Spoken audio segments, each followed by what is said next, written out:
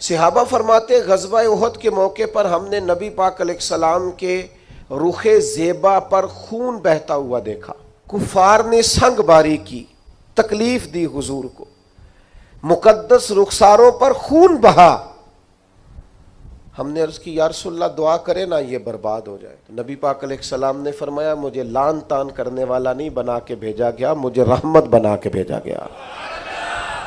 اور نبی کریم نے دعا فرمائی یا اللہ انہیں ہدایت عطا فرما۔ اس موقع پر جب حضور کو ذاتی طور پر تکلیف دی گئی ہے، مقدس چہرہ نور پر خون بہ رہا ہے اور صحابہ کے کلیجے پھٹ رہے ہیں، اور احد کے میدان میں حضور کا وہ رنگین چہرہ خون سے بھرا ہوا دیکھ کر طبیعتیں مچل رہی، تڑپ کے عرض کی حضور کریں دعا یہ تباہ ہو جائیں۔ فرمایا نہ بھائی، کوئی لان تان کرنے والا نہیں، مجھے تو رحمت بنا کے بھیجا گیا۔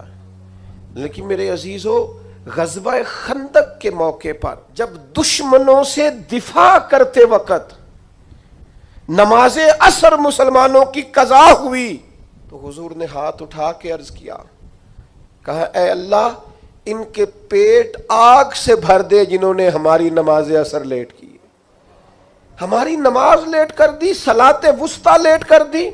ہمیں تیرے حضور جھکنا تھا، ہمیں وہ نماز پڑھنی تھی جو بڑی قیمتی ہے، نماز عصر، انہوں نے ہماری نماز لیٹ کر دی، ان کے پیٹ آگ سے بھر دے۔ حضور کا سارا چہرہ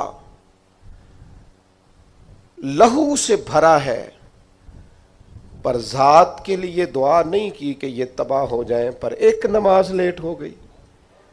صحابہ کی عصر قضا ہوئی تو کریم نے ہاتھ اٹھا کے کہا یا اللہ بھر ان کے پیٹ آگ سے۔ او سنگیو، آؤ یارو اپنا اخلاق تو دیکھیں، میری بھی فجر قضا ہے، میرے پتر کی بھی قضا ہے، میری جوان بیٹی بھی جم کے سو رہی، کبھی ماتھے پر شکن تک نہیں آئی، لیکن میری روٹی لیٹ ہو جاتی ہے تو میں سارا گھر سر پہ اٹھا لیتا ہوں، زمین آسمان ایک کر دیتا ہوں۔ میرے بچے، آپ کے بچے ہماری نگاہوں کے سامنے وہ پوری طرح بری سوسائٹی کا شکار ہو جائیں اور وہ جانے کس کس گناہ میں لگ جائیں، معاذ اللہ شکن تک نہیں آتی، لیکن میرے کپڑے وقت پر استری نہیں ہوئے، مجھے ٹائم پر فلاں چیز نہیں دی گئی، آسمان سر پہ اٹھا لیا جاتا ہے۔